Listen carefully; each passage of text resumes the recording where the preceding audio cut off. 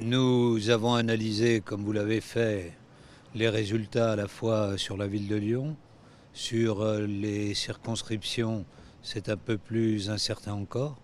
Sur la ville de Lyon, il y a incontestablement une poussée des Verts, mais en même temps, il y a aussi le fruit de nos divisions. Si on ajoute en effet les deux listes de l'ancienne majorité, on s'aperçoit qu'on serait partout en tête et qu'on serait en position de pouvoir l'emporter sur le second tour. Je pense donc qu'une erreur a été commise et qu'aujourd'hui il convient de la réparer.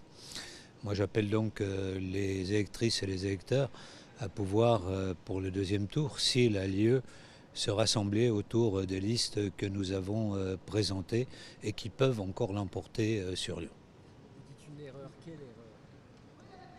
Le fait, le problème n'est pas de savoir qui l'a commise, le problème est de constater que la division ne paye jamais, que lorsque effectivement l'on se divise, on en subit les conséquences. Et c'est ce qui se passe ce soir.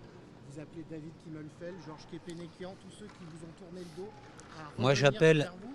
J'appelle surtout les électeurs à se tourner vers nos listes. Ce sont celles qui peuvent encore l'emporter sur la ville de Lyon. Par exemple, sur le 9e arrondissement, deux listes pourront se maintenir.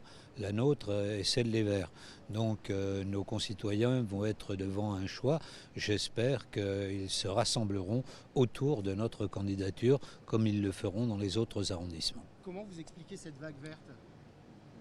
Vous savez, depuis quelque temps, on sentait bien qu'il y avait donc une poussée des Verts avec les problèmes qui étaient au cœur de la campagne électorale, ceux du réchauffement climatique, ceux de la biodiversité. Même si on montrait que d'autres solutions pouvaient être apportées, on voyait bien qu'une partie de la jeunesse avait envie de ce vote vert. Partir au ministère de l'Intérieur, c'était une erreur. Écoutez, on ne va pas commenter le passé.